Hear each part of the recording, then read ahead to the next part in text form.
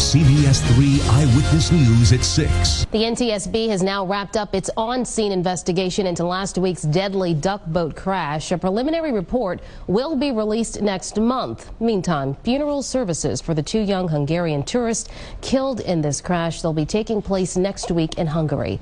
Eyewitness News reporter Elizabeth Hurd tells us their families are preparing to file lawsuits in connection with the tragedy.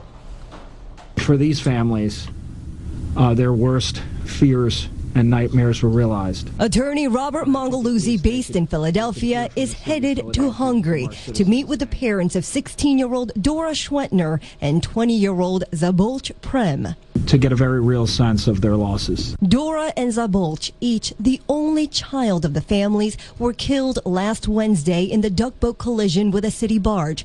Their parents are now suing. Mongeluzzi's co-counsel talked to reporters on the phone from Hungary. Families here are completely devastated. Their speech was... The two students were on tour, part of a youth exchange group organized through a church in Westchester. The children are saying that Szabolcs apparently was trying to save Dora, trying to save her life, and in doing so, he lost his life. The NTSB is investigating, conducted interviews with everyone but the tug's mate, who's taken the Fifth Amendment. The only other case in recent memory where people were killed, where anybody pled the Fifth, was Pier 34.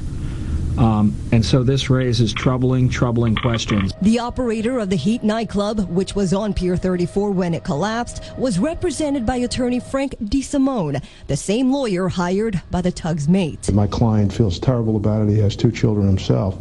But he also, I have to make sure his rights are protected. Our families want to know what happened, but they also want to make sure it doesn't happen to anybody else. So Mongeluzzi and team are suing the duck boat company and the tug's owner, Casey Transportation, for now. From Center City, I'm Elizabeth Hurd, CBS 3 Eyewitness News.